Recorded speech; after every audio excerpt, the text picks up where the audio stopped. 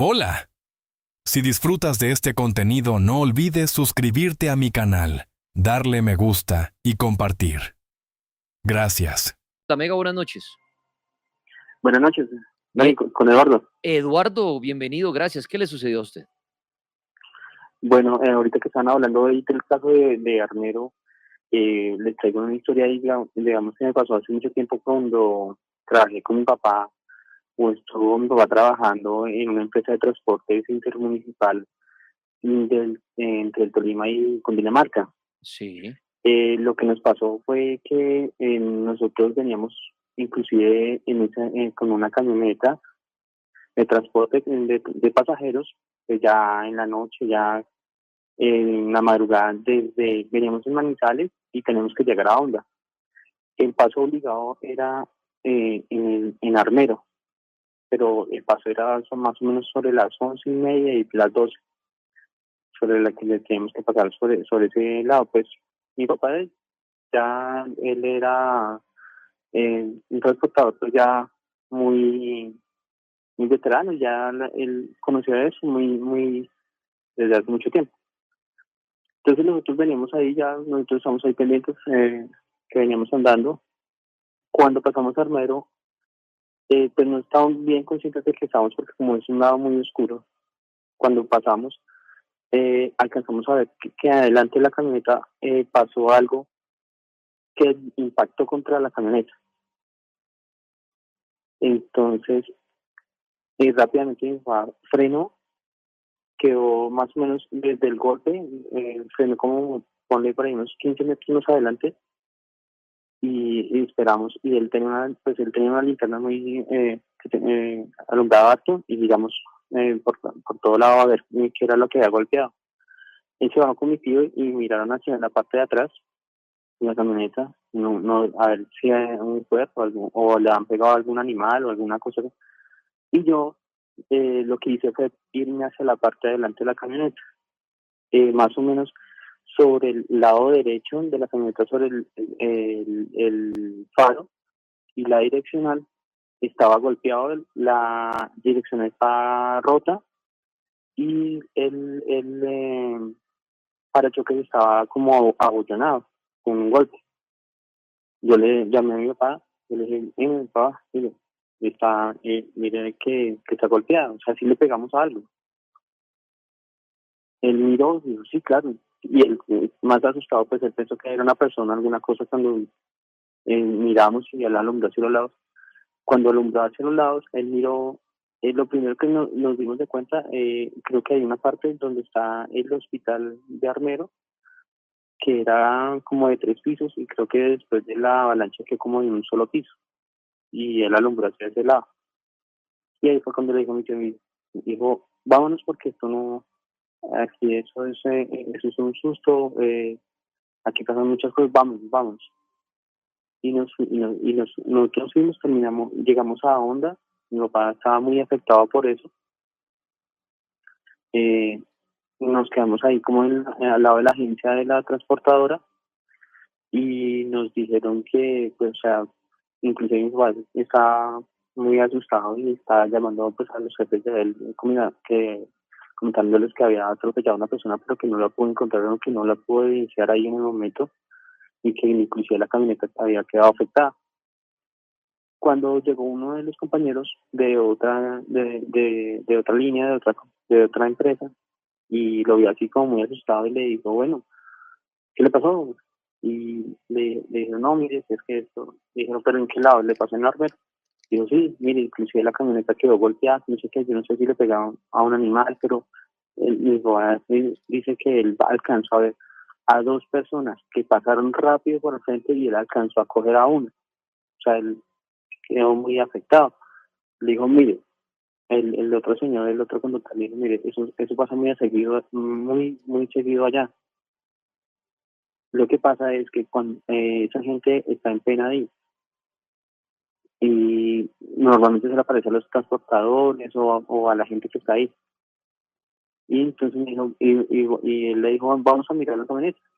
Cuando todos bajamos y miramos a ver cómo es la la camioneta no tenía absolutamente nada, no tenía ningún golpe, la farola rota, ni la bolladura que yo alcancé a ver cuando nos bajamos inmediatamente. Y mi papá, la verdad, esa vez quedó muy afectado, inclusive él ofreció una misa para allá en Armero y en Honda, porque él quedó muy afectado con eso. Pero ya después, ya el tiempo, pues, supimos de más historias sobre ese lugar. Pues qué historia, ¿no? Todas las historias son sorprendentes. Y esta, en Armero, ¿qué pasaría? ¿Un fantasma el protagonista de la historia? Qué interesante. Noche de historias paranormales. ¿Usted quiere compartir una historia? Le recuerdo las líneas telefónicas 601-288-4218, 601-287-9731 para que llame ya, cuente su historia. Recuerden que en el Instagram de la Mega Colombia está el video de los humanos que se creen perros. En el Instagram de la Mega Colombia, los humanos que se creen perros, al igual que en el TikTok de la Mega. En el Instagram del Cartel de la Mega está la historia de los vampiros de Monserrate. Y en mi TikTok está la historia del hombre del sombrero negro que se apareció en Bosa. Y ahí me pueden dar los comentarios si ustedes han visto al hombre del sombrero negro. Ya traemos más historias en esta noche. No se muevan ni se desconecten, que vamos hasta la medianoche. Este es el cartel paranormal de la Mega.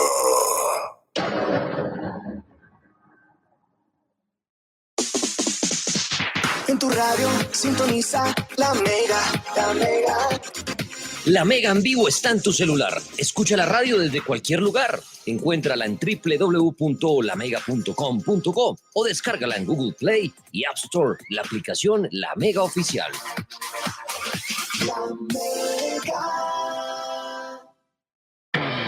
La Mega. La Mega. La Mega.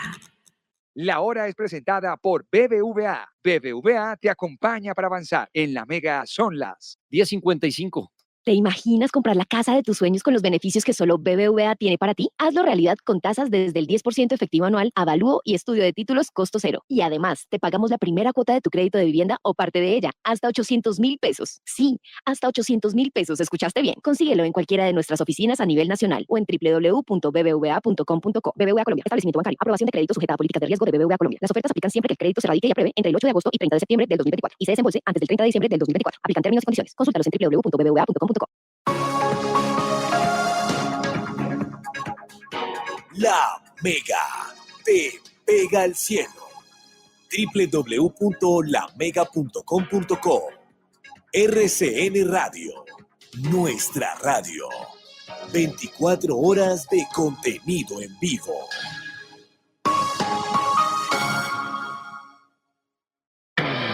La Mega. La Mega. La Mega. En RCN tenemos soluciones para cada una de las necesidades de nuestros oyentes. Por ti moveré tus ideas para que creas en tu grandeza. El mundo se mueve cuando creces y progresas. Servientrega, mundo de soluciones. Escuchas el cartel paranormal de la Mega.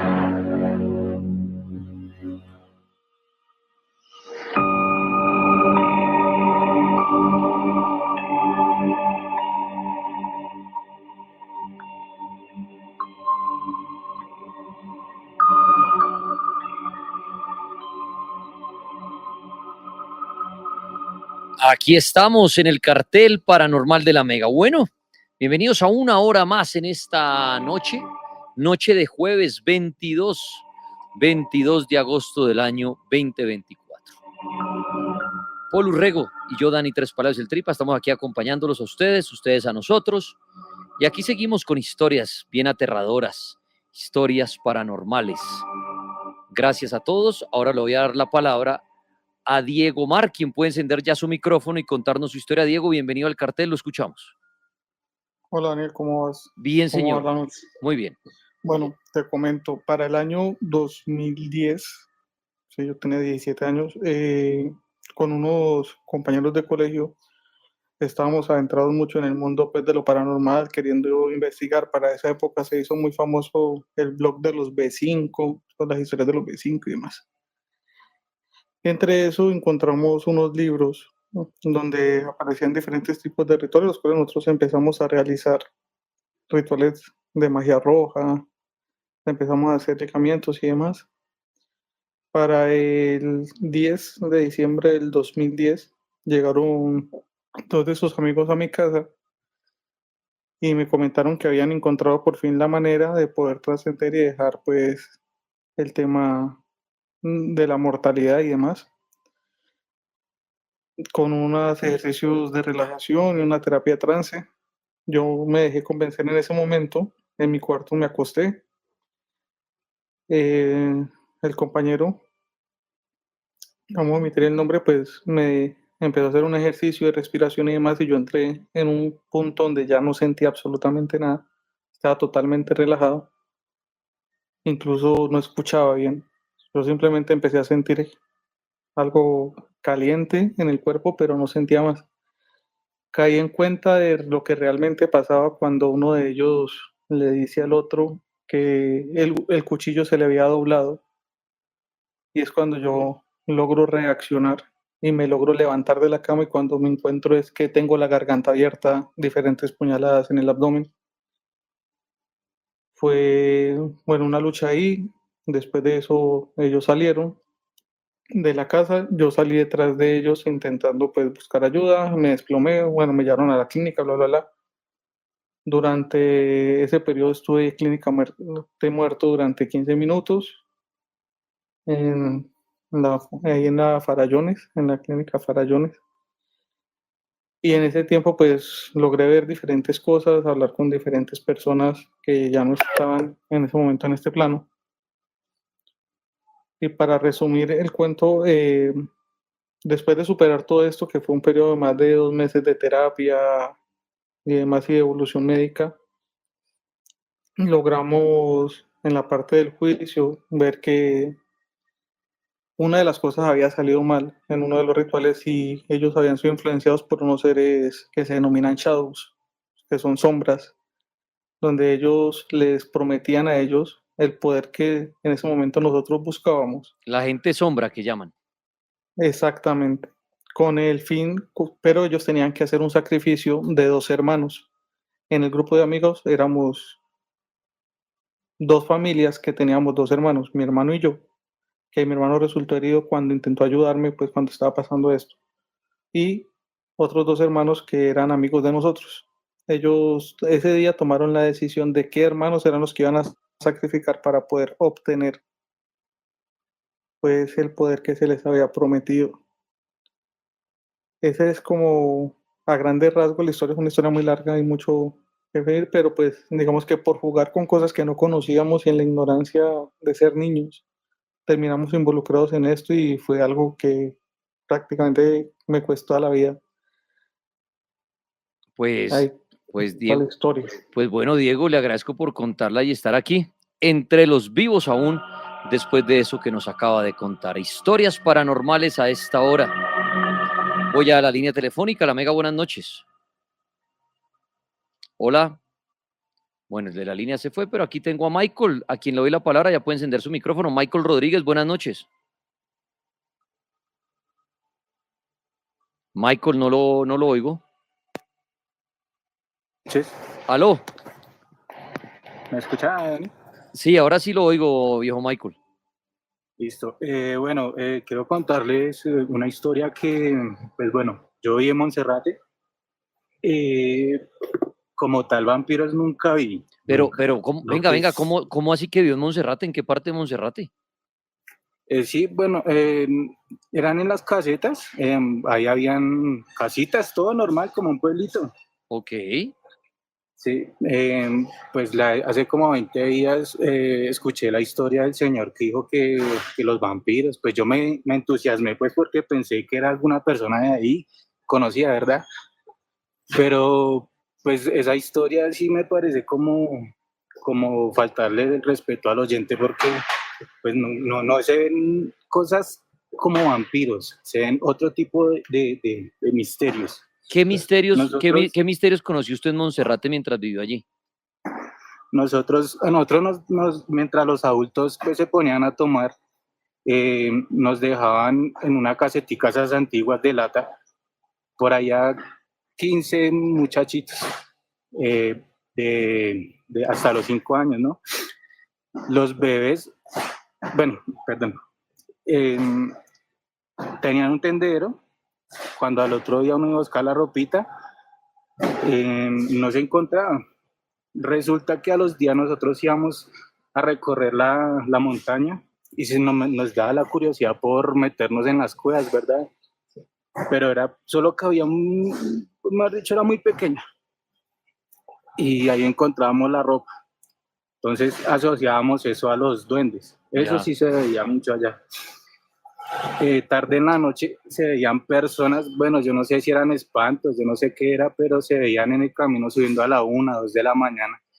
Pero cuando pasaban por el lado de nosotros se sentía el frío. Nosotros creíamos que eran espantos. Entonces, bueno, ese quería compartirles, pues para que no engañen a las personas, ¿no? O sea, no se dejen engañar tampoco. Muy bien, bueno, pues buenísimo el dato, Michael, alguien que vivió allí, en Monserrate. Y quería aclarar esa historia que estamos compartiendo precisamente ahí en el Instagram del Cartel de la Mega de vampiros en Monserrate. ¿Usted vivió en Monserrate? ¿Vivió cerca de Monserrate? Ahí en Choachí, ha vivido en las antenas que están ahí cerca de Monserrate.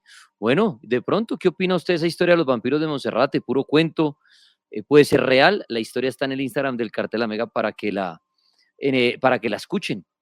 Ahí está, el de los vampiros en Monserrate. Muy bien, quiero dar la palabra a Leyo. Leyo, buenas noches, ya puede encender su micrófono. ¿Qué le sucedió, Leyo? Sí, muy buenas noches, ¿me oyen? Señor, perfecto, adelante. Muy buenas noches, Dani, a todos los escuchas. Mi nombre real es Leonardo. Ok, Leo. Gracias de antemano porque soy seguidor de ustedes desde los 40 principales. Quería narrarles sobre un tema de vampirismo. Sí. Todo sucedió cuando yo era menor de edad en Anapoima, Cundinamarca, si lo conocen. Claro. En ese tiempo entró la limpieza social a Cundinamarca y pues yo como todo joven mantenía en la calle, ¿sí? Pero yo mantenía en la calle buscando huacas, porque era muy aficionado a los túneles que se encuentran en Anapoima. Yo me metí a todos esos túneles y la policía me cogió muchas veces, entonces la limpieza social nos iban a matar. En una de esas carreras yo me metí al cementerio de Anapoima para protegerme de que me fueran a matar. Al yo entrar al cementerio arranqué a correr hacia la capilla que queda al fondo y ellos se metieron al cementerio. ¿Sí? Al entrarse al cementerio yo no tuve más opción que buscar una tumba abierta y meterme dentro de la tumba. Cuando yo me metí dentro de la tumba, yo sentía que sonaba como una nevera adentro. Entonces ellos pasaron y no me vieron. Se llevaron a 3 muchachos. Eso fue más o menos para el 2001. Cuando yo salí, alguien me dijo desde la capilla, me dijo, ya se fueron, venga para acá para que no lo vean. Yo me arrimé hacia allá y no vi a nadie, le di la vuelta a todos esos, como donde meten las cenizas, sí. Y me dijo, escriba su nombre en la columna izquierda de la capilla con sangre. Entonces yo busqué con qué cortarme, me dijo, no, muérdase el dedo corazón y escriba su nombre en esa columna, y no lo van a ver. Entonces yo me mordí el dedo, el susto es tremendo, que a uno lo vayan a matar siendo un inocente, pues el susto es tremendo, y más uno siendo menor de edad. Entonces yo me mordí el dedo y escribí mi nombre hacia arriba, completo con apellido. Cuando yo hice eso, me puso la mano en la espalda, me dijo, no volteé a mirar. Me dijo, le voy a dar un conocimiento que usted tiene en un libro que tiene en la casa. Entonces yo tenía, entre lo que yo buscaba por ahí entre entierros, yo había encontrado un libro que se llamaba el libro del Rey Salomón, ¿sí? Y yo escudriñaba mucho ese libro, demasiado ese libro. Es la base de todos los libros de magias que existan prácticamente. Entonces, por eso describí hace rato que la H está en el anillo del Rey Salomón. Comenzó a decirme que fuera a ciertas alcantarillas en la oscuridad, en ciertas esquinas del pueblo. Cuando yo iba a esas alcantarillas, él estaba ahí sentado, siempre estaba en lo oscuro. Y yo me arrimaba a él, me acercaba a él, y él me decía y me daba información sobre cosas. Fue cuando me dijo que él provenía del Cerro de Monserrate y que la real historia de ellos, de los vampiros energéticos, se encuentran en el poema que se hizo al Cerro de Monserrate. Entonces me dijo que estudiara el poema del Cerro de Monserrate. y comencé yo a buscar. En ese tiempo pues no había Google. Sí. Yo comencé a buscar y averiguar y averiguar. Entonces me fui a un ancianato de Anapoima y encontré un abuelo que me escribió el poema que hoy en día aparece en Google. Y me puse a escudriñarlo en ese tiempo, o sea, y me encontré que en el poema dice que en los arbustos más grandes, tras unas grisnaldas, que se refiere a unas barbas que cuelgan de los árboles, se encuentra el tesoro más grande de Bogotá, el tesoro indígena más grande de Bogotá, ¿sí me entiende? Y ahí es donde ellos provienen, o sea, están ocultos prácticamente, porque lo que él me decía era que él no pertenecía aquí, ¿sí? Que son sitios como las pirámides que son energéticas y se comunican con ciertos... el Cerro de Monserrate está comunicado con la Peña de Huayca. O sea, son Ubicada dos... en Tabio. Sí, señor, esos dos. Entonces, de ahí, cuando yo descubrí eso, yo fui al Cerro de Monserrate, subí y quise ir allá. Cuando uno de los guardas me dijo, no entre porque cuando la gente se pasa de ese límite, se desaparece. ¿Sí? Porque hay mucha gente que se va a andar por esos jarasqueros y no vuelve, no aparece. Las muelas que pasan hacia el fondo de los árboles bajan un poquito la peña y se desaparecen. Los guardas más antiguos del Cerro de Monserrate saben que la gente se desaparece en ese punto. Entonces, por eso es prohibido el ingreso a cualquier tipo de persona a ese punto. Y en el poema está. Uno se pone, ahí les dejo ese dato. En el poema del Cerro de Monserrate es una cosa de locos. O sea Eso es que, algo que uno... o sea que leyó usted a partir de huir una noche por una limpieza social en Anapoima, se Sí, señor. encuentra y conoce un vampiro que le Sí, da señor. razón del por qué están en Monserrate y cómo Sí, Monserrate también señor. está conectado con la Peña de Huayca y le dice que todo el secreto y la información de ellos está en ese poema. Eso es lo que usted Está, acaba de decir, ¿cierto? sí, señor. Esa es la información que les tenía.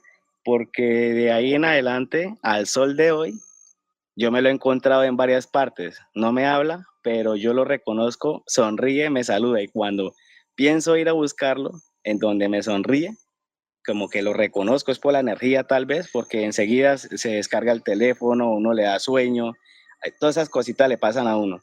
¿Cómo, O sea, se desaparece. cómo Se- podría usted describirme a ese vampiro? es un anciano. Porque cuando él me puso el hombro en el cementerio, la mano en el hombro en el cementerio, la voz era de anciano. Ujú. Y la información que cuando yo iba a buscarlo era la voz de un anciano. ¿Sí me entiende? Un anciano Pero, alto, anciano, jorobado, anciano, alto, jorobado, ¿alguna otra característica que me pueda dar de él? que siempre en las manos, siempre, casi siempre en las manos, cuando se paraba, botaba piedras, unas rocas que solamente se encuentran en el Cerro de Monserrate. Hay una roca grandísima que tiene unos colores específicos como si tuviera como si fuera el rubor de una mujer, como ese brillantico. Casi siempre dejaba 2, 3 piedras a donde se sentaba, a donde yo me lo encontraba. ¿Es posible que usted vuelva a tener una conversación con él? Pues la verdad, como le digo, yo la última vez que lo vi, imagínese dónde estoy, en este momento estoy en Acacias Meta. Me fui para una finca por allá para el lado de la sabana y por allá hay una sabana donde mataron muchos paramilitares y son cosas comunes. Hoy en día pues ni el gobierno sabe eso. Y yo como soy así, pues yo fui a investigar, a mirar, a decir la verdad que habían huesos y todas esas vainas, a hacer una oración a las ánimas, pues porque eso me gusta hacerlo desde niño, por los conocimientos que tengo de los libros y de las magias. Y allá me lo encontré en Puerto López, lo vi en Puerto. Yo estaba en el puente y miré hacia abajo, al pie del obelisco. No sé si conozcan el obelisco de Puerto López. Puerto López, Y lo vi Meta, antes de Puerto Gaitán. neta, sí, sí, señor. Ok, sí. Lo vi abajo del puente, lo vi. Yo supe que era él porque es que siempre me pasa. Yo llevo el celular en 80 o 70 de carga y me hace tuk, tuk, tuk. Y yo llego y vuelto a mirar, se me está dañando el teléfono. Cuando siento una vez el sueño tan berraco, miré hacia abajo y estaba abajo. Y yo me bajé. Claro, mientras le di la vuelta al puente ya no estaba. Entonces mi hermana me dijo, Leo, usted está loco, ¿cierto? ¿Qué es lo que hace? Y yo le dije, no, es que yo acabo de ver un amigo y lo quería saludar. Me dijo, y entre tanta gente, ¿lo va a encontrar? Y yo, bueno, me subí otra vez y fui a ver el cementerio ese de las fosas comunes, porque él me dijo que por donde él me dijo que me iba a pasar a mí en la vida. O sea, él me dijo, como usted tomar yagé, así prácticamente, me fue diciendo cosas. Entonces me entregó una oración que en la conversación que usted tuvo con el sargento, de cómo se cruzaban las personas, cómo se rezaban las personas contra la bala y todo eso. Entonces él me dio una oración y me dijo, tenga esa oración porque usted va a caer en manos de la maldad y para que usted sobreviva tiene que repartir esta oración. Esta oración va a permitir que a usted ni lo cojan, ni lo vean, ni le pase nada, pero también la va a dar para que lo dejen libre. Entonces a mí me tocó darle esa oración y hacerle eso a ciertas personas para que no los mataran, que era para cruzarlos contra la bala, para que hacerlos invisibles y todas esas cosas. Entonces yo también en la conversación con el sargento les escribí eso porque yo esa oración la tengo y hace rato la escribí por acá. Dani, yo le tengo la oración con la que la tal bruja de San Martín cerraba los paracos. ¿Y usted tiene la oración en este momento con usted? Yo me la sé de memoria. ¿La puede compartir? ¿Quiere escribirla? Sí, pues díctemela y después yo la grabo, con mucho gusto, sí. Ah, bueno. Adelante, escuchemos la oración que usaba la bruja para cruzar a las personas. Sí, señor, y eso fue por conocimientos del vampiro. Adelante. Dice, cruz mihi certa salus, cruz ges quan semper adoro, cruz mihi refugion, cruz domine mecum. Omna macrepa car mukinkar has semanaya. Y se pone el dedo en la frente y se hace un círculo hacia el ombligo de izquierda a derecha y vuelta a la frente donde se dice yo, yabou, he. Y así se la hace uno a la persona de frente, a la izquierda, al ombligo, a la cabeza, o la misma persona lo hace cuando dice la oración. La tiene que cargar en el bolsillo con un frasquito, entre el frasco un poquito de mercurio cromo o azogue,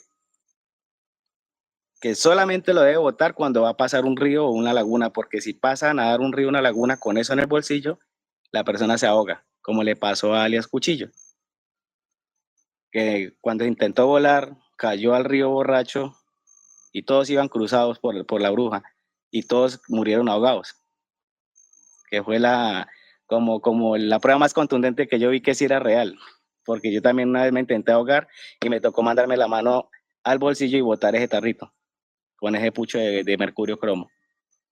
Entonces la base que yo le estoy contando ha sido siempre sobre ese vampiro, pero él me especificó que ellos eran de energía, que la única forma de poder consumir energía es que se aparecían como un anciano normal a pedir ayuda, y si se para en la puerta y usted le dice siga, él dice ¿puedo entrar? Pues, puedo seguir, y si usted le dice siga, de ahí en adelante él tiene el poder para entrar a esa casa, póngale las contras que le ponga. Puede entrar a la hora que quiera, a absorber la energía de todos los seres que están ahí. ¿Por qué por qué cree usted que ese vampiro para usted y con usted ha sido tan bueno, digámoslo así, de darle frases, de ayudarlo, de salvarlo en ese momento que, como usted dice, lo iban a matar? ¿Por qué cree usted que ese vampiro es como un ángel de la guarda, pensando que los vampiros pueden ser más demoníacos, más malvados, como usted dice, robar energía, cosas? ¿Por qué cree usted que ese vampiro se convirtió como, llamémoslo, un amigo, un ángel de la guarda para usted? Por el conocimiento que tenía desde niño con los libros que cargaba, porque es que yo a la edad de 10 años ya tenía el libro de San Cipriano y el libro de la Cruz de Caravaca en mis manos, que una bruja le dijo a mi mamá que me los quemara porque yo nacía con dones, nací con ciertos dones y ciertas energías estaban inculcándome a que yo me desviara del camino del bien. Yo podía predecir, pronosticar, ver que alguien llegaba 1 o 2 horas antes. Yo llegaba a la casa y me miraban de entrar al cuarto y a la media hora llegaba yo. Y así mismo para salir. Pues leí yo, pues...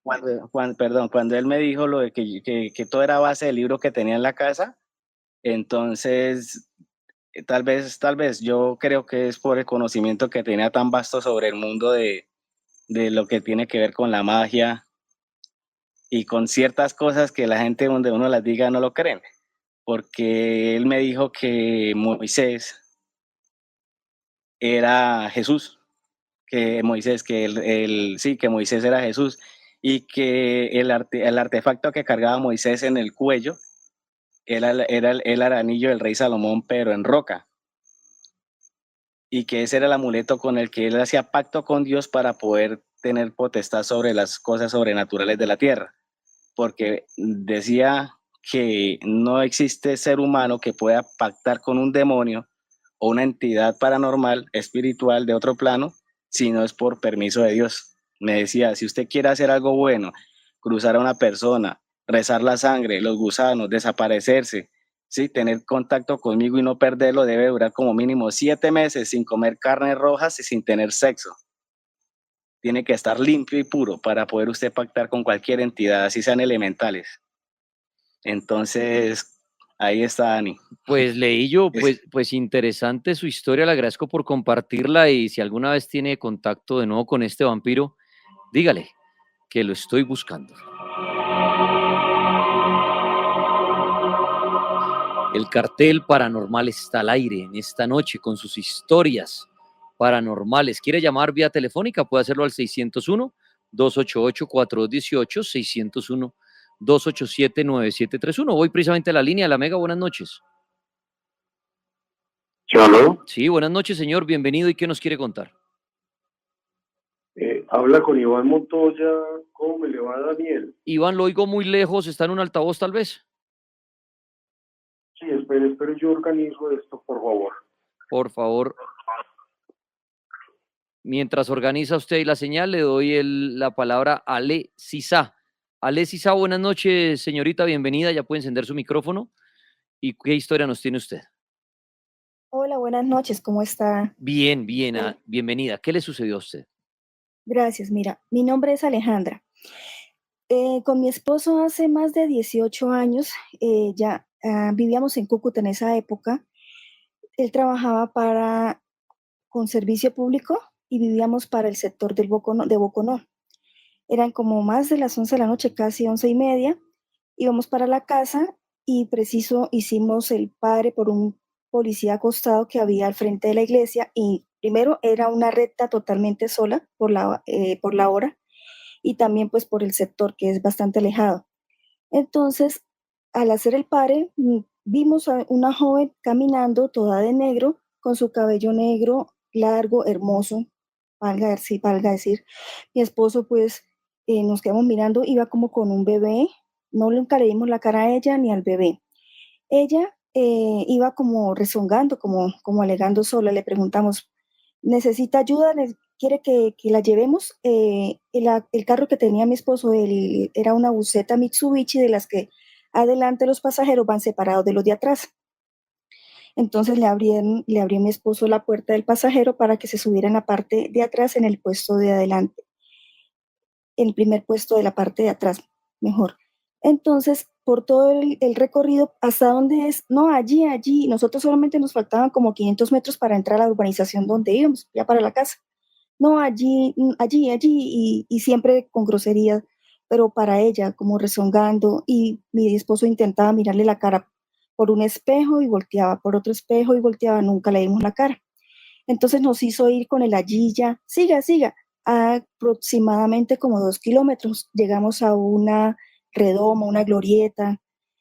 Ella dijo, aquí, pero acá no había entrada de urbanización, todo era como una planicie. Eso es un anillo vial donde era todo despejado. Bueno, está bien. Se bajó y de un momento a otro fuimos a dar el cruce y ya no estaba. Y nos entró el escalofrío, el miedo, porque era imposible para dónde iba a agarrar. Y pues esa es una de las historias que hemos tenido con mi esposo, porque ya tenemos 22 años juntos y hemos presenciado bastantes cosas. Entonces, era lo que yo quería aportar. Gracias, señorita Alecisa, por su aporte, como dice usted. Bienvenidos los que quieren contar historias paranormales hasta ahora. Vuelvo a la línea, nuestro amigo ya arregló su teléfono. Buenas noches. Aló, Daniel, ¿me escuchas? Sí, señor, cuénteme. De nuevo, Iván Montoya, que ya he participado en algunas ocasiones en tu programa, Daniel. Cuénteme, está al aire, lo oímos, señor. Muy bien. Lo primero, sugerirle a los oyentes que participan en tu programa que no se demoren tanto con tantas historias. Pero a veces las historias largas son interesantes con detalles, amigo. Tenemos tiempo. Bueno, listo. No, listo. Y de cualquier manera, pues, vos sos el que dirigís tu programa y sabés cómo dirigirlo. Yo tengo dos mini historias, vos sabes que yo siempre cuento mini historias. Ok, adelante, la primera. La primera es de vampirismo romántico. Ok. Resulta que una niña supremamente hermosa, el novio la mató. Eso fue tan horrible para mí. Y resulta que yo normalmente pensaba en ella y una vez tuve un sueño donde ella me clavó los colmillos en la garganta, en el sueño, obviamente. Y después de que me clavó los colmillos, me dijo en el sueño, déjeme descansar. De ahí en adelante no volví a pensar en ella para dejarla descansar.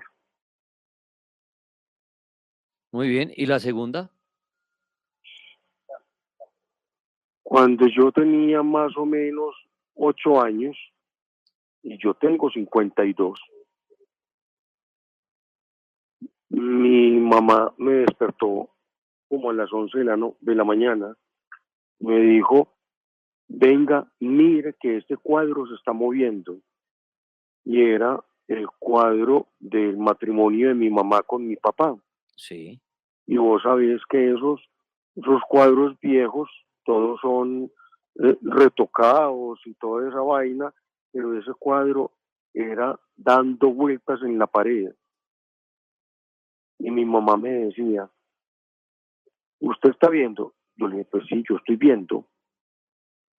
Y ella levantó ese cuadro y no había nada, simplemente el clavo. Y ella volvió a colgar ese cuadro y ese cuadro seguía dando vueltas, pero vueltas, Daniel, de un lado al otro.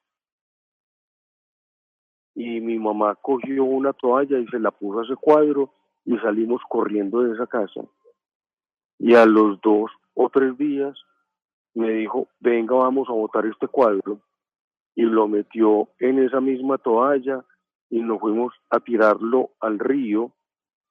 Y esas cosas hay que hacerlas de espaldas. Entonces llegamos allá al puente y mi mamá tiró ese cuadro de espaldas porque no se podía ver dónde caía.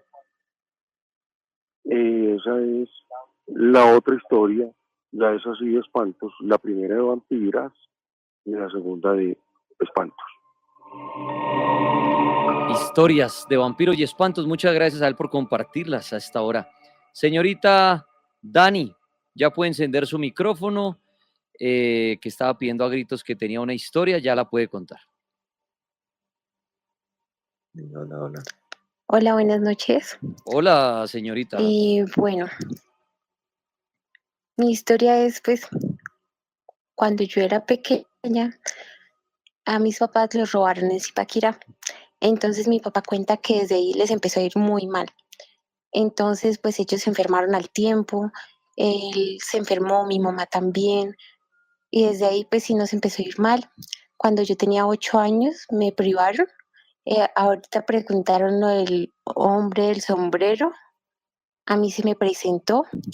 Me acuerdo como si fuera un sueño, pero cuando me acuerdo es como si fuera real. Tenía un sombrero, un gabán negro, un hombre alto, y yo me acuerdo que se me hizo un nudo en la garganta, iba a llorar, no podía, me escurría la lágrima, pero no emitía ningún ruido. Iba a gritar, tampoco podía, y pues desde ahí sí, mi papá dice que el robo lo saló, entonces desde ahí les empezó a ir muy mal, no sé si es un estigma que ellos tienen o costumbres, tradiciones, pero desde ahí y pues sí nos empezó a ir muy mal. Lo otro es que mis abuelitos contaban, yo soy del campo, entonces en el campo había una tradición, una costumbre, un cuento, que a los hombres que iban a tomar en la noche cuando volvían a la casa se les aparecía una mujer. Entonces ellos en su borrachera la perseguían y cuando iban en un caballo, el caballo se arriscaba para no ir hacia allá. Entonces, en un momento ellos perdían como el conocimiento y el caballo empezaba a andar rapidísimo, rapidísimo, y al otro día que amanecían el caballo amarrado y ellos acostados en un potrero con la espalda rasguñada. Muy Ya, bien. esa es mi historia. Bueno. Mi esposo tiene otra historia para contar, no sé si se la Ay. pueda compartir. Pero ya la desconecté, señorita. Y ahí está la aclaración. Muchos dijeron, se escuchó una voz, tripas, una voz. Tranquilos, era el esposo que estaba ahí con ella. No es ni Lucifer, ni Chucky, ni el hombre del sombrero negro. Están ahí de arrunchis, pero la desconecté, qué pena cuando terminó su historia. Muy bien, el cartel paranormal está al aire con sus historias. El hombre del sombrero negro. ¿Quién es el hombre del sombrero negro? ¿Existe? ¿Es el diablo? ¿Quién es? Que mucha gente dice haberlo visto. Mucha gente da testimonio de ese hombre del sombrero negro. Ahí en TikTok les dejé en el último video esa historia. Y ojalá alguien en los comentarios ponga, Dani, sí, yo lo vi. Y sobre todo la edad, porque estamos por generalizar que es a los niños que más se le presenta al hombre del sombrero negro. Voy a ir a la línea telefónica. La Mega, buenas noches. Buenas noches, Dani, ¿me escuchas? Señorita, bienvenida. Sí, adelante. Bueno, yo soy Estefanía. Desde ayer estaba llamando. Era para contarte una pequeñísima historia. Hace unos años, con mi esposo, pues fuimos al cementerio a dejarle unas cosas a la negra, a la Santa Muerte. Y ya nos habían dicho que en ese cementerio, es acá en Medellín, en Campos de Paz, Okay. y que pasaban cosas raras. Lo gracioso fue que pues cuando tú dejas las cosas que tienes que dejar, pues tienes que salir por el lado por el que no entraste, pues entonces nosotros empezamos a caminar, ya nos había cogido como a las 6 de la tarde, empezamos a caminar hacia la salida. Sí. Y caminábamos y caminábamos y caminábamos y no encontramos la salida, hasta que hubo un punto en el que nos miramos los dos y era como que, ok, ¿dónde está? Y volvimos a mirar y ya no había nada enfrente. O sea, el camino desapareció. Le hago una Entonces, pregunta, ¿por qué llevarle cosas a la Santa Muerte y qué le llevaban? Si me puede contar. Lo que pasa es que pues son unas ofrendas que se le llevaban en ese caso, pues simplemente como el momento, digamos, te explico como dos maneras de promesas por decirte a la Santa. Es de que tú le dices, pues no, necesito ganarme, digamos, 1 millón de pesos y si me lo gano, yo le doy tal cosa. Pues bueno, como ella no tiene moral ni nada, te lo da. Si tú no le cumples, bueno, otra cosa es. Y otra manera es de que cuando tú, de tanto trabajar con ella, estableces una conexión, entonces ya tú simplemente le llevas ofrendas porque sí, y ella te va ayudando con varias cosas en tu vida. Entonces era para llevarle como ofrendas en ese último sentido que te digo, en agradecimiento y cosas que te van pasando como en la vida. Sí, entonces se desapareció el camino y nos tocó literal cambiar de curso. O sea, estábamos al borde de la cerita y, por decirlo así, nos tocó cambiar de curso totalmente para poder salir. Fue muy gracioso. Gracioso y raro. Sí, más que gracioso, raro, ¿no? Uno estar llevándole ofrendas a la Santa Muerte y que desaparezca el camino, pues a mí no se me haría gracioso ni 5, qué miedo más bien, ¿no? Bueno, mucha gente, ¿no? Le pide a la Santa Muerte. Muchos lo relacionan como las ánimas, como si fuera un negocio, ¿no? Un contrato. Bueno, me da cosas y yo le pago con con las ofrendas. Mucha gente dice que eso es de tenerle mucho cuidado, ¿no? Mucho respeto. Que mucha gente en el afán entra y le pide a las ánimas cualquier cosa. Ay, ánimas, ayúdeme con esto, no me con esto, y yo le regalo 7 misas, qué sé yo hago lo siguiente. Y las ánimas cumplen y la persona dice, ay, ya que voy a hacer eso, ya me cumplieron, ya estoy feliz. Y dicen que empieza la tormenta. Señorita Pao La Serrano, buenas noches, bienvenida. ¿Cuál es su historia? Hola Dani, buenas noches. Bienvenida. Gracias Dani. Bueno, mi historia pues es muy desde pequeña. Sucede que más o menos alrededor desde mis 8 años, empecé a tener unos sueños que empezaron más o menos porque mi hermano mayor, después de que un día sacaron muchas cosas que había en el patio, era una casa grandísima y el patio estuvo mucho tiempo como abandonado, y encontré una pelotica y yo me ponía a jugar con la pelota y mi hermano de la nada me infundió terror hacia esa pelotica. Desde ese como evento que me ocasiona mi hermano a mí, yo empiezo a soñar que me levantaba de mi cama en las noches y me veía a mí misma en mi cama. Veía a mi hermano, veía a mi mamá, pues me iba hasta el cuarto. Para mí, toda la casa era exactamente igual, simplemente que habían colores que cambiaban. Y como que algunas veces las locaciones no eran iguales, o sea, tipo yo sabía que el cuarto de mi mamá quedaba enfrente del mío, no de repente el cuarto de mi mamá quedaba junto al mío. Cosas así. En mi casa nunca fuimos como de una religión específica, entonces en una de esas levantadas de noche ya se volvió demasiado regular. Al principio era tipo una noche a la semana, pasaba mucho tiempo, no volvía a pasar, después empezó casi todos los días, casi todos los días. Y me levanto en una de esas noches, me quiero salir de la casa, por primera vez me da como esa curiosidad de quererme salir de mi casa, abro la puerta y en la puerta había un señor de edad. Yo doy el paso hacia afuera de mi casa y mi cuerpo se empieza a elevar hacia arriba. El señor me toma el pie y me baja y me regresa y me dice, no te salgas de tu casa, regrésate hacia tu habitación. Pero yo recuerdo que yo no sentía miedo y yo le tengo pánico a la oscuridad, o sea, literal, yo de noche me levanto y enciendo todas las luces para ir al baño, pero no sentía miedo, no sentía terror y sentí que el Señor lo que hizo fue como oye, como algo bueno por mí. Me regreso a mi cama, pero desde ahí empiezo a escuchar de día, cuando estoy despierta, niños que me llamaban. Yo tenía como 8 o 9 años más o menos. Empiezo a escuchar niños que me llamaban estando yo sola en mi casa, porque yo pasaba todo el día sola en mi casa. Niños que me llamaban, que me invitaban a jugar, una señora que miraba en el balcón del segundo piso. Nosotros vivíamos en arriendo en el primer piso. Y la señora me decía que subiera, pero yo tenía prohibido subir las escaleras y era más como por el respeto a mi mamá que no subía, pero empecé ya a ver varias cosas como que no estaban bien. Y en una de estas le cuento a mi tía, porque mi mamá era como muy escéptica de acuerdo a eso, y mi tía me llevó a hablar con un sacerdote. Yo soy de acá de Villavicencio y me llevan a la parroquia de San Benito. Entonces yo le decía a él, yo no estoy ni bautizada, yo no estoy ni primera comunión, nada de eso, nada. Él me dice, no importa, pero vamos a hablar como si sea una confesión. Y pues él me empieza a decir, ven, cuéntame qué van tus sueños. Y yo le explico todo a él y él me dice que desde cuál sueño yo empiezo a escuchar y a ver las voces, o bueno, a ver las personas y a escuchar las voces.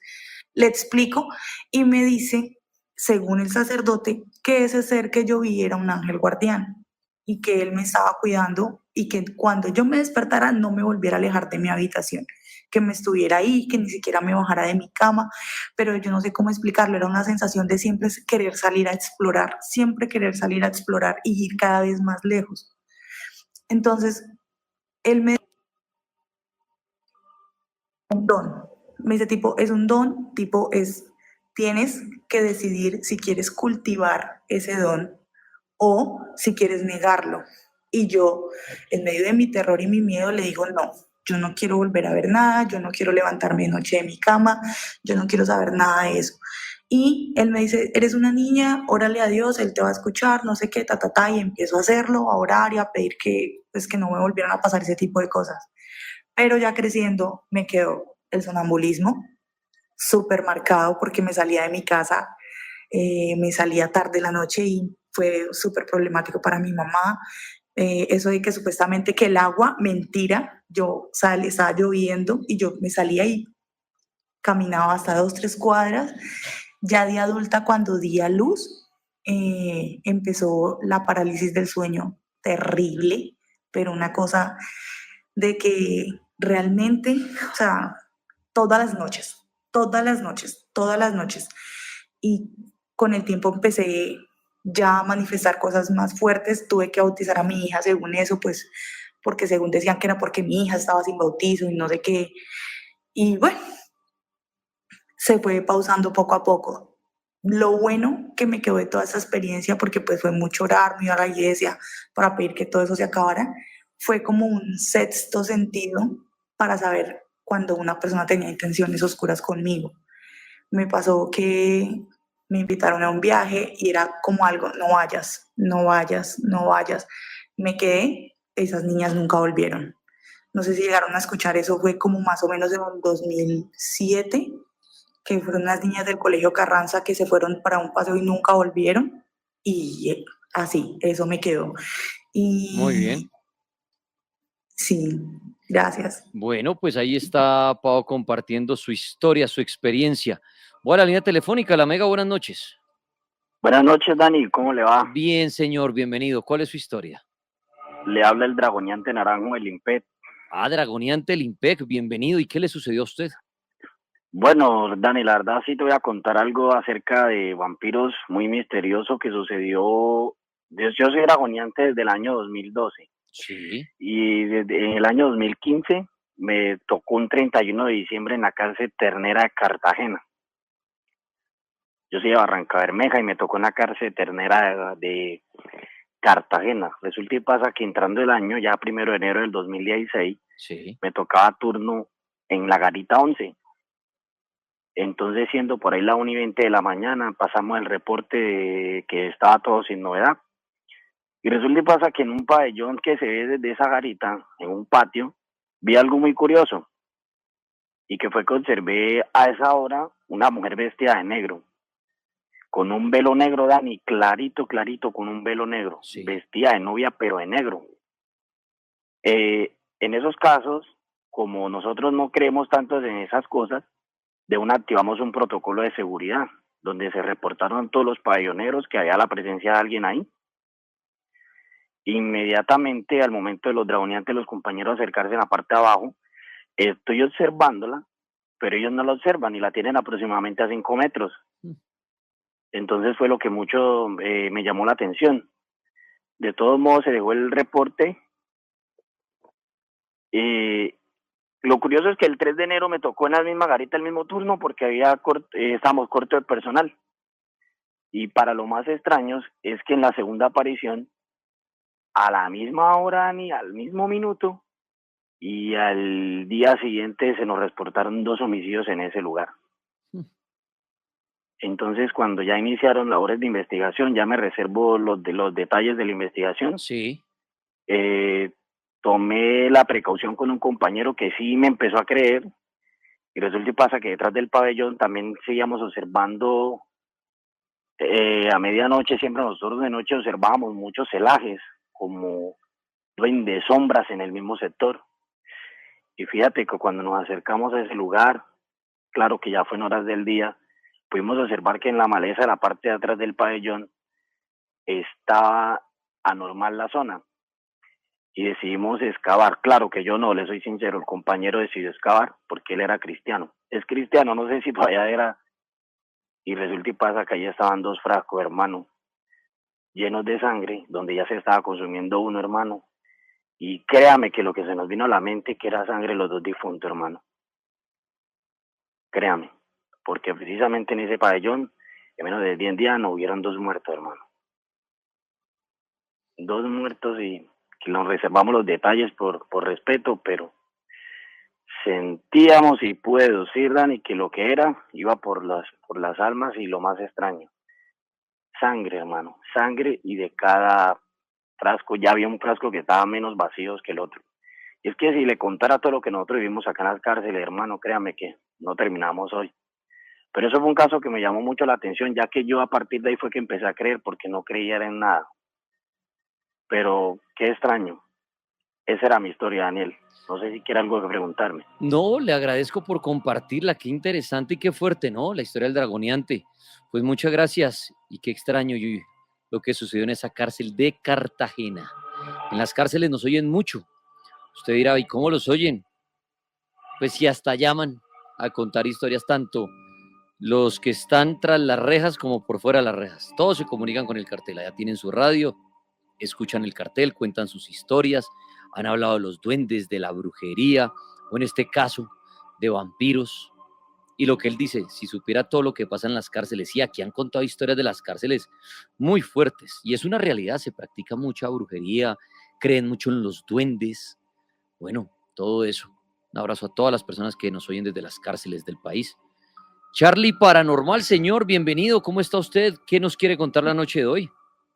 Daniel, buenas noches para ti, para el pulpo segoviano y para la audiencia. Pulpo segoviano, qué buen apodo. Bueno, Charlie, ¿qué sucedió? Mira, son 3 datos breves. El primero, ustedes miraron que en lo de Chespirito hubo cuando don Ramón se iba a casar, que él pasa a la puerta de un cementerio, ¿verdad? Ah, Hay un capítulo. Pero ese capítulo nunca salió, ¿cierto? Que era un capítulo Nunca salió. como inédito, que se casaba y sí, y el chavo y todo le llevan la cola a la bruja, algo así, ¿cierto? Sí. Mira que ese capítulo no se salió al aire porque ese capítulo técnicamente a Ramón Valdés lo contó Tintán, el hijo de Tintán, mejor, de Tintán Valdés, y fue una ofrenda. O sea, técnicamente entregaron, por decirlo de alguna manera, el cuerpo y el alma de Ramón Valdés. Por la serie, eso es lo que dicen los conspiradores, ¿no? La gente puede mirar, pueden entrar a cualquier red social y mirar la medalla que carga Carlos Villagrán. Yo la vi en vivo y en directo en otro canal. Y mira que él, en la medalla que tiene él, tiene la secuencia de los nombres de los integrantes del Chavo del Ocho, como fueron muriendo uno a uno. ¿Cuál es lo paranormal? Que esa medalla se la entregaron antes de que falleciera el primero. O sea, él la adquirió antes. O sea, en el orden en la medalla, así fueron muriendo uno a uno. Uno a uno, exactamente. Y el último es Villagrán. O sea, el último en la medalla es Villagrán. Pero como les digo, esa medalla fue antes de que él adquirió, antes de que falleciera el primer integrante de Chespirito, ¿no? Del Chavo del Ocho, para que me entiendan. Claro, o sea, es como si supiera el orden en que iban a morir. Exactamente. Tal cual, y casualidad muy berraco, porque estamos hablando de cuántos integrantes, como 7, 8. Estamos hablando de, a ver, está Jaimito, está Ramón Valdés, está Chespirito, está quién es, está Girafales y doña Clotilde.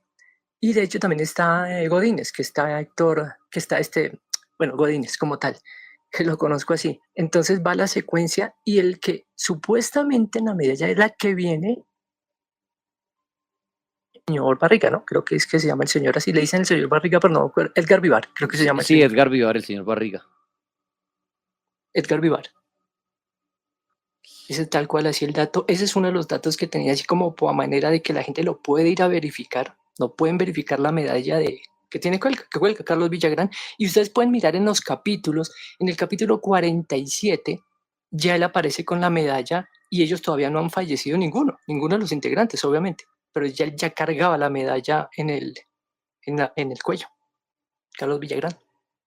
Ve, qué válido. Datos perturbadores, ¿no? Total, y si fue casualidad, qué casualidad tan grande. O sea, uno tener los nombres de, digamos, de 8 personas antes de que muera el primero y empiezan a morir en ese orden. Sí. Qué fuerte. Y de hecho, él cuando fue al sepelio, el sepelio de Chespirito, que fue en los estudios de San Ángel, lo que primero le solicitaron, él lo cuenta, pero no dice el nombre de quién fue, y le solicitaron que se quitara la medalla. Cuando él llegó, porque ellos tenían una discusión por la autoría, y cuando él llegó a los estudios de San Ángel, a la velación de él, alguien de los estudios de San Ángel le dijeron, te quitas esa medalla, le dijeron a Villagrán. Él lo relata diferente, de otra forma, pero le da a entender a la gente de que esa medalla tiene que estar para afuera. Oiga, Charlie, buenos datos, le agradezco mucho. Claro que sí. Feliz noche para todos. Chao, viejo Charlie Paranormal, qué buen dato. Historias paranormales. Echeverry Manu, señorita, cuénteme su historia, por favor. Hola, buenas noches, ¿me escuchan bien? Perfecto, adelante. Bueno, un saludito pues desde acá de Estados Unidos, en Connecticut. Pues con lo que me cuentan, por ejemplo, acá en Conérico grabaron unas escenas de Freddy Krueger y cerca de por acá está también el Museo de los Warren. Ok. ¿Cierto? Bueno, yo soy de Colombia. Hace muchos años, cuando yo estaba como en séptimo, más o menos, sexto, séptimo grado, yo estudiaba con una amiguita. Resulta que esa niña resultó pues ahorcada, ¿cierto? En la casa de ella. Entonces, o sea, nosotros no éramos muy amigas, pero, o sea, normalito, hola, hola, ¿cómo estás? Y ya. Entonces resulta que esta niña resultó pues ahorcada, la velaron, esto y lo otro. Uno pues desde pequeño uno quedó muy pues impactado pues con esta historia de esta niña. No sé qué tan cierto, no sé ustedes cómo lo tomen o qué tan cierto es que, por ejemplo, los muertos se le presentan a uno en los sueños como como expresándole cómo se sienten o muchas veces que hasta se lo pueden llevar a uno, no sé hasta qué punto va. Entonces resulta que yo me acuerdo que esta niña me llega y me dice, ay Manu, estamos como en una cancha de baloncesto, en un sueño, y me dice, estábamos jugando, normal. Cuando yo dije, ay no, Valen, yo me tengo que ir. Entonces yo sé que yo me monté a un bus y me dice, Manuela, no se vaya, no me deje aquí sola, véngase conmigo. Entonces yo le decía, no, Valen, es que yo me tengo que ir. Entonces ella seguía insistiendo, no, Manu, quédese conmigo, quédese conmigo, quédese conmigo. Entonces hasta el punto que ya como el desespero, yo me levanté y siempre quedé con esa espinita, ¿cierto? Esa es una historia que a mí siempre me ha marcado y siempre pues como que recuerdo mucho. Por ejemplo, ahorita que están hablando del sombrero, ¿cómo se dice? Del hombre del sombrero negro. Del hombre del sombrero negro, yo tengo una historia muy allegado que fue a mi papá y a mi abuela, que él cuando ellos estaban dormidos se le montaba encima y no los dejaba ni hablar, ni respirar, nada. La verdad no tengo, pues no me han contado como en qué momento pues ellos se lo quitaron, pero esa es la historia pues de ellos. Pues mire, Echeverry, le agradezco mucho y ella hablando del hombre del sombrero negro, aprovecho para recordarles que hay una historia del hombre del sombrero negro que dicen se apareció en voz a unos niños. Está ahí, se las dejé en mi TikTok en Dani Tres Palacios, para que ojalá entre los comentarios, porque mucha gente me ha escrito y dice, oiga Dani, yo pensé que yo me estaba enloqueciendo, yo pensé que era mentira el hombre del sombrero negro, no quería contárselo a nadie, pero me doy cuenta que es una realidad. Y si muchos ahí participan y dicen, oiga, yo lo vi, pues se puede armar un grupo de personas que han visto ese hombre de sombrero negro para que cuenten su experiencia y saber, o tratar de saber, porque pues no hay nada escrito ni una verdad absoluta, de quién puede ser ese hombre del sombrero negro, que dicen se le aparece más a los niños, ¿no? ¿Será alguien bueno? ¿Será alguien malo? Muchos dicen que es el diablo, ¿no? Al diablo lo describen así, que con su sombrero de copa, como con su capa o su abrigo, no su gabardina negra, dicen. Ahí les dejé eso. Les recuerdo que en el Instagram del Cartel de la Mega, antes que lo quiten de pronto, está la historia de los vampiros de Monserrate, si la quieren oír. Instagram, el Cartel de la Mega, los vampiros de Monserrate. Y en el Instagram de la Mega, que me estaban pidiendo ayer, oiga, Dani, es que yo sigo el Instagram de la Mega, ponga ahí el video de los humanos que se creen perro. Ahí están, ahí subimos esos 3 videos. Siempre subimos distinto material por ahí. En el Instagram del Cartel, en mi TikTok, en el Instagram de la Mega. De verdad, muchas gracias por consumir todos esos clips. Compartirlos si quieren, comentarlos, darle un corazoncito. De verdad, muchas gracias. Los voy a dejar con un cuento de terror de Luis Suescún, gran escritor de terror, que precisamente va a estar con Esteban en la Feria del Libro en Bucaramanga. Un abrazo a mis amigos de Bucaramanga. Yo voy a estar allá el otro jueves en una charla de radio. Prometo avisar la otra semana qué horas es y en dónde, por si pueden pasarse y nos tomamos una fotico y saludamos allá y la pasamos bien. Eso va a ser de hoy en 8 días. Dentro de poquito hay una premier de cine, una película de terror en la ciudad de Bogotá. Les estaré contando qué película es, en dónde nos vemos, a qué horas. Eso será ahorita a inicio de septiembre también. Pero bueno, y nos volvemos a encontrar este domingo. Este domingo estaremos en vivo y en directo a partir de las 7 de la noche. El Cartel Paranormal a las 9 de la noche. Entonces nos volvemos a ir el domingo. Este programa, para los que están nuevos, están conectados, pero dicen que es esta vaina. Es un programa de radio que se origina desde la Mega en Colombia, se llama El Cartel Paranormal de la Mega, y transmitimos en redes a partir de las 9 de la noche el Espacio Paranormal.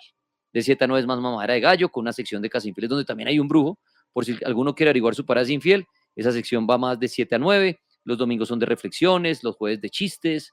Ahí tenemos de todo un poquito. Pero lo paranormal de 9 a 12. Entonces el domingo tenemos una cita. Gracias, amigos de Facebook. Gracias, amigos de YouTube, de TikTok, de Twitter, de Instagram, de todas las redes. De verdad, muchas gracias. De parte de Polo Rego y yo, Dani Tres Palos del Tripas. Nos oímos el domingo. Una feliz noche y que en paz descansen.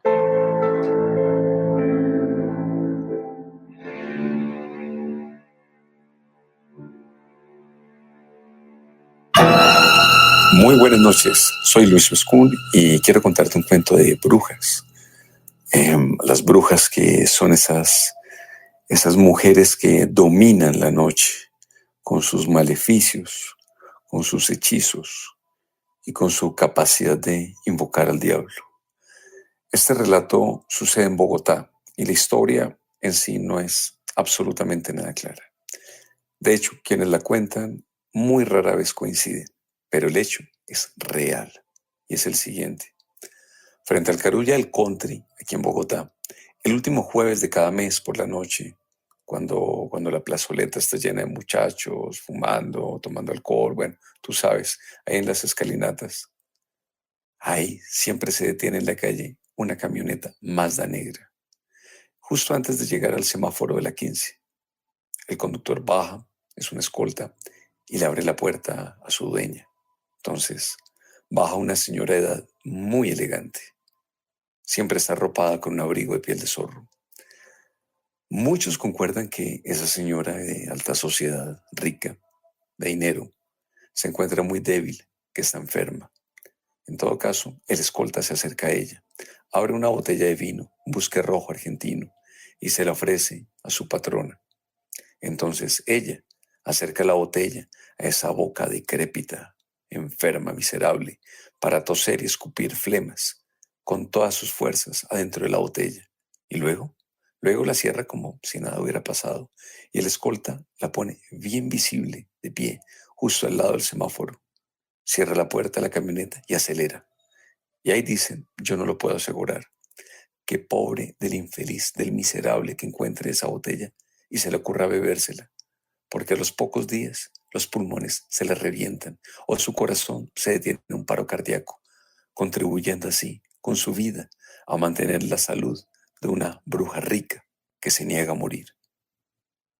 Espero hayan disfrutado este cuento. Me encuentran en redes sociales como suescun.blog y los invito a conocer más de mis libros en relatosmacabros.com. Feliz noche.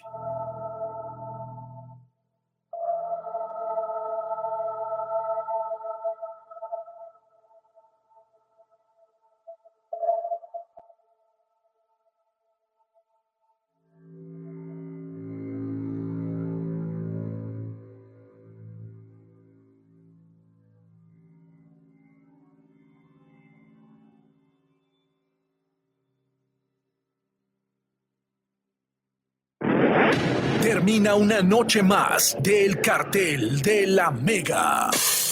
Historias, desahogos, demonios y más. Este fue el Cartel de la Mega.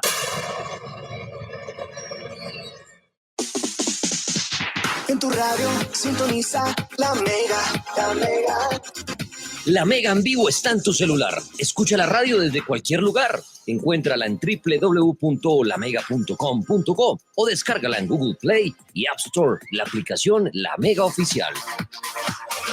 La Mega.